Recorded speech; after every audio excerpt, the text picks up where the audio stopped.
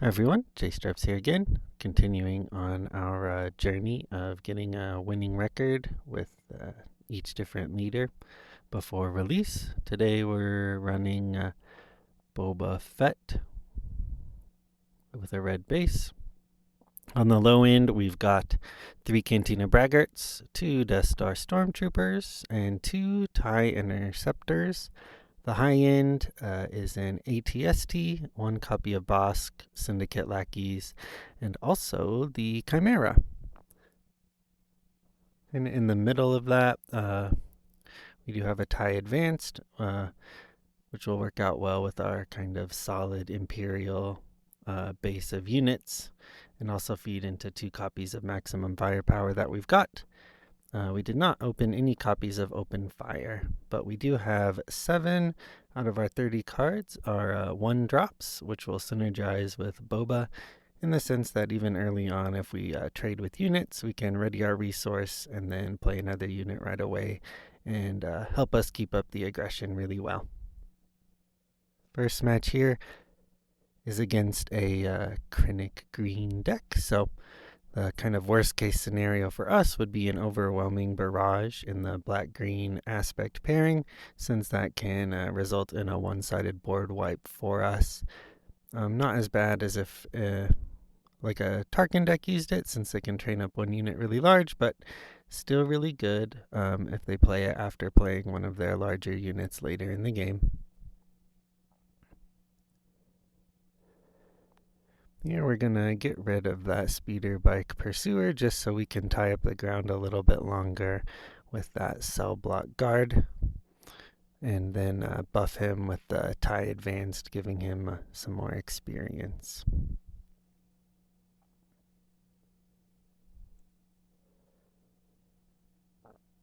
No luck with our 1 drops right now, but we do have 2 of our finishers. That's why we're, like I said, trying to delay on the ground while we can, since we've got Bosk plus that ATST. We're just trying to wait him out.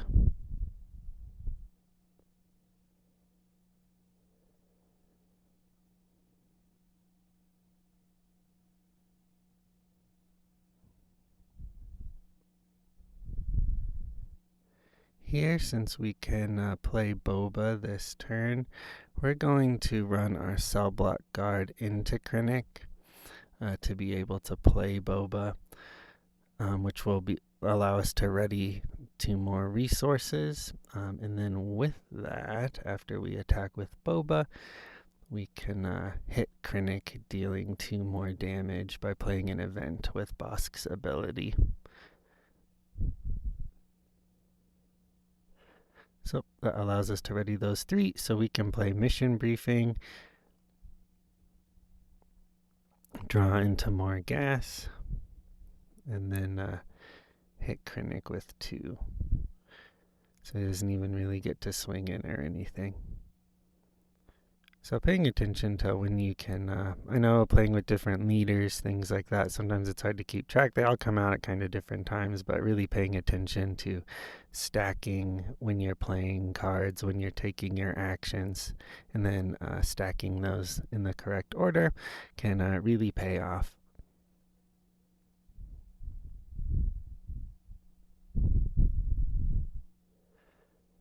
Right now, should be able to start swinging the momentum in our favor, even though we got a kind of a slow start.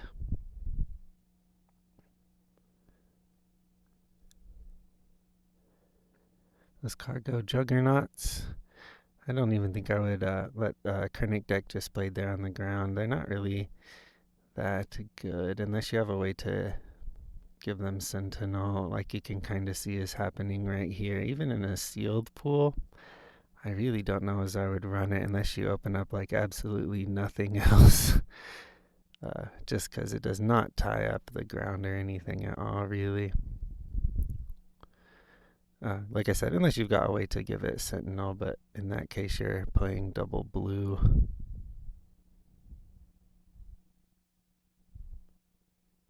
There's just a lot better things you can be doing at that point in the game, and it really doesn't survive any attack from any of the larger, bigger, aggressive units like ATSTs. They'll just run it right into it.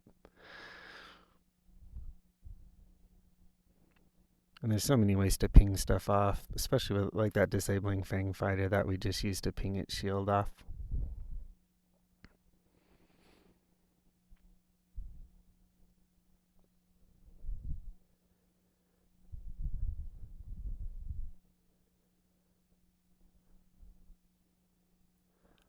Although with cards like Entrenched, like you can kind of see they're doing on their end right there. You could buff it up, take out a few units.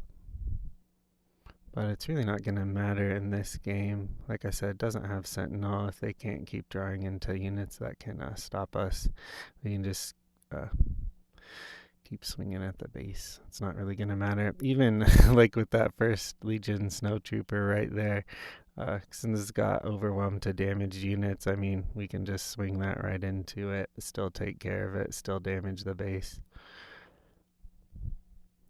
So drew into our Chimera there. We will play it next turn, but it's not really going to matter at this point in the game.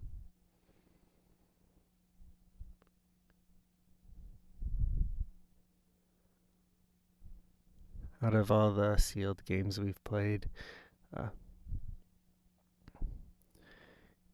those 8-9 drop units can help in the kind of slower matchups, but even in sealed you can make pretty quick decks with if you're in aspects that have aggro.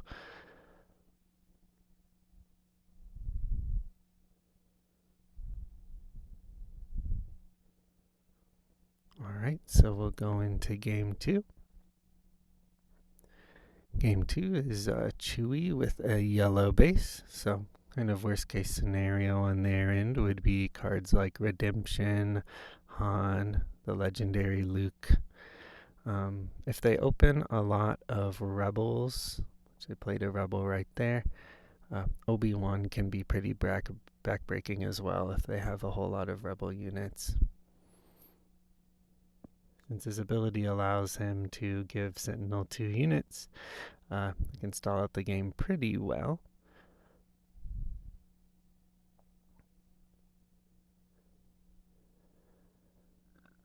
Although it looks like they opted not to put Sentinel on that fleet lieutenant there for whatever reason, so we'll swing into the base.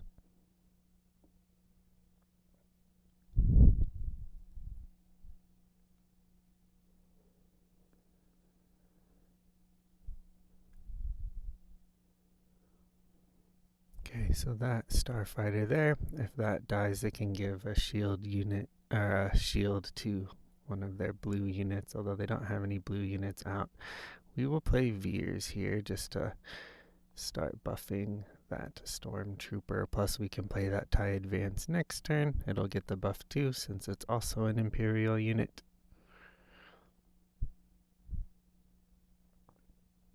They'll make the correct call there, get rid of Veers. So we'll just take the initiative.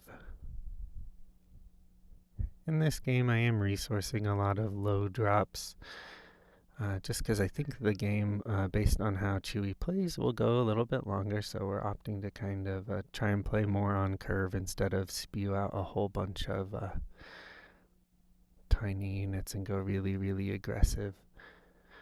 But I am just swinging on the base every single time I can, while I can.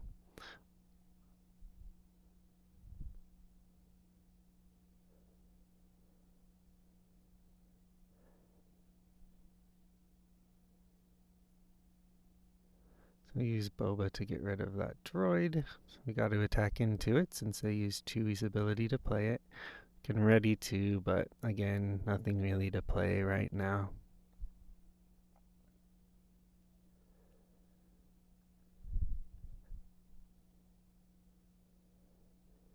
Okay, here's right where we want to be. We're up to 6. We've got 5 drop, 6 drop, plus that maximum firepower.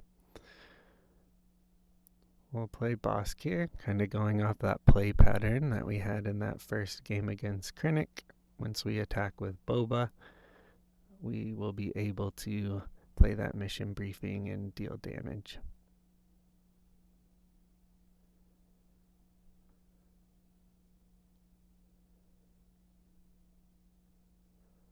So they're going to get rid of our Bosks before we can go through with our plan. So we are just going to keep whacking that basis down to 13.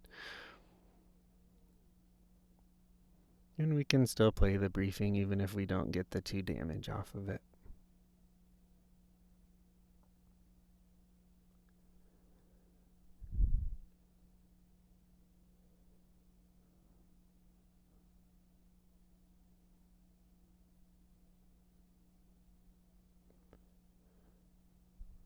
So just deciding what we're going to resource here. So whether we just think we're going to need that outmaneuver or not. We got 12 cards left. We haven't...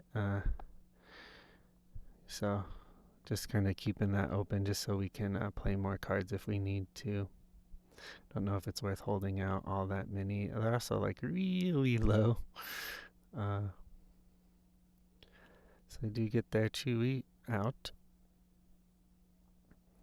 which will tie us up in the ground for a minute.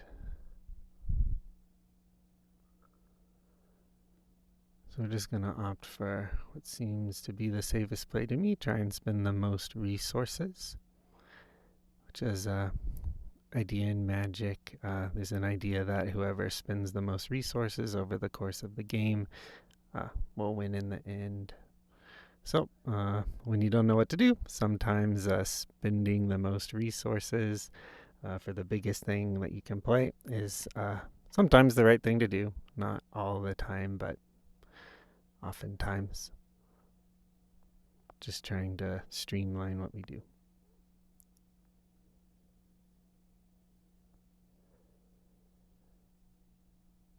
Since they swung their Chewbacca into our ATST, we can just swing right back. The ATST has Overwhelm, so that'll do damage to the base right there.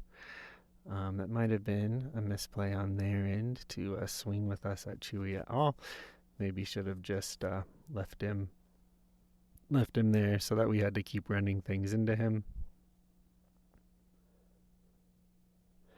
But the plan with the ATST anyway was to use maximum firepower next turn plus that Death Star Stormtrooper. We could have gotten rid of Chewie with that since it'll deal damage from the power of those units. And that Death Star Stormtrooper is still at 5, or deal 11 to Chewie. Would have gotten rid of him anyway. So don't really think, even if they played the other way, still would not really have made any sort of a difference in this match.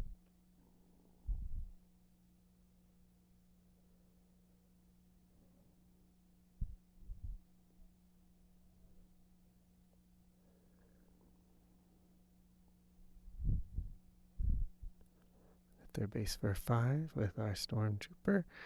They'll draw one more card, but it won't really matter at this point since we've got lethal on board. So that's game 2.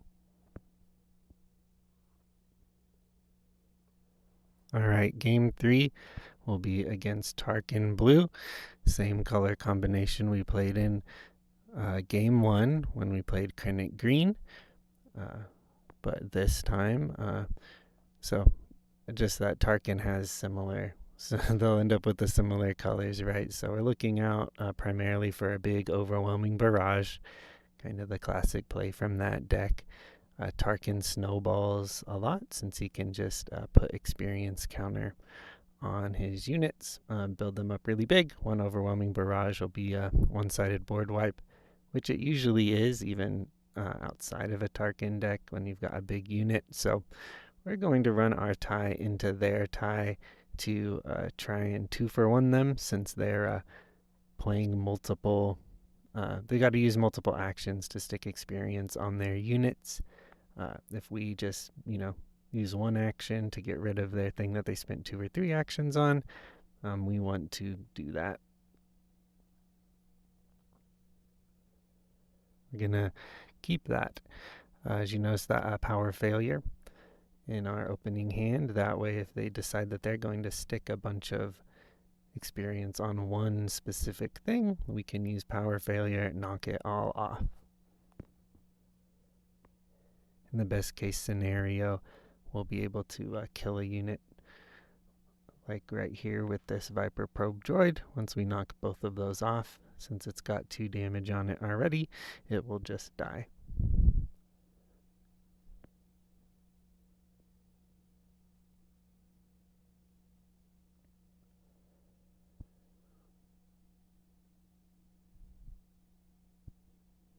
I've been in a pretty good position here already. Pretty big board presence.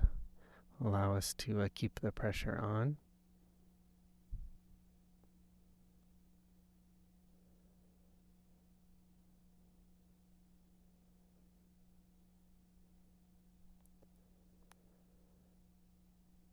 So they'll play Tarkin, they'll get him out. Reason we didn't run that stormtrooper into their death troopers because we couldn't get rid of it. If we could have gotten rid of it, maybe would have done so. But it's got 4 health now, so no point in doing that.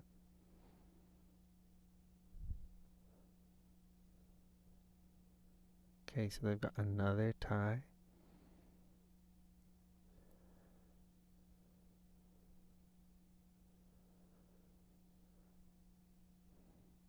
We'll attack our Veers, putting them to 3. I think we will get our Boba out now.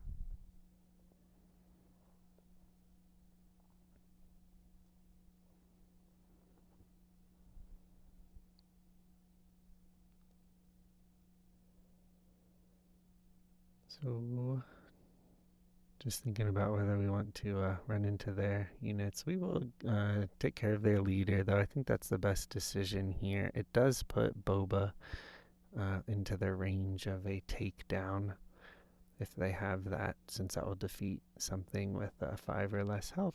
But I think it's better than to leave Tarkin out and try and outrace them putting stuff on their base. Once Tarkin comes out and that experience starts to really stack, it can be hard to outpace them at that point.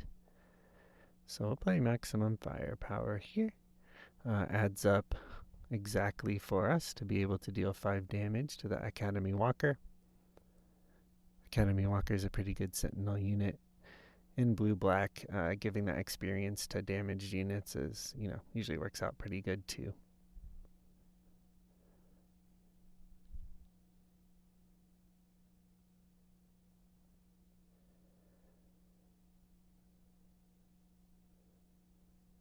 I'm going to run our tie into theirs, switching a little bit into more of an attrition-based game plan, because we're at 22, they're at 21, and they can keep swinging at our base.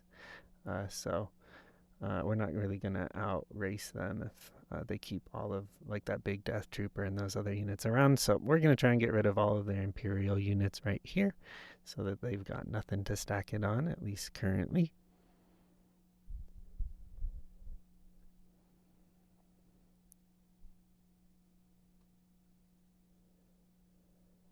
I'm going to waylay that Childson. Bounce it back, so I'll have to replay it.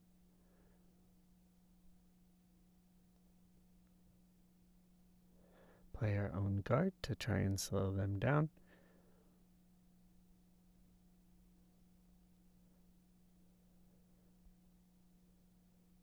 And then put out that spacer. It doesn't,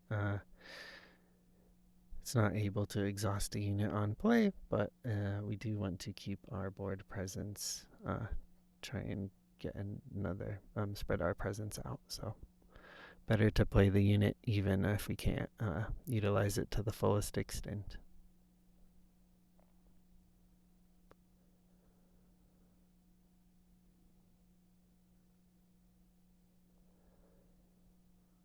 So no use for that outmaneuver right this moment. It will help us last a little bit longer if we need, but we'll ambush that Bosk out and hit that Childson right away. Kind of shows you the power of ambush.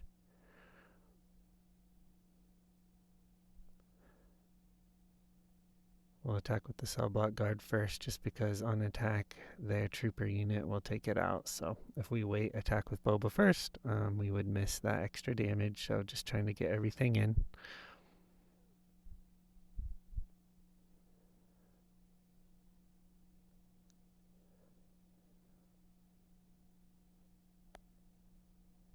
No point in playing that outmaneuver. I mean, we could play it and get rid of their unit, but we're just gonna attack with our spacer right into theirs again, just to keep their board empty so they have nothing to stick experience on with Tarkin.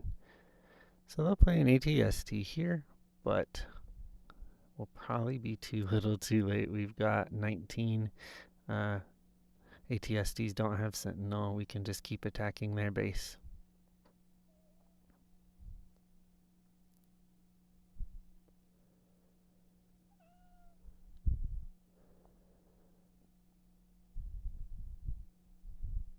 Play a Syndicate lackeys there. Also got Ambush. Ambush is really great in these red, yellow, black decks that need to be pushing that damage through. So we'll kind of flood the board there. Swing with Boba, putting them at 2.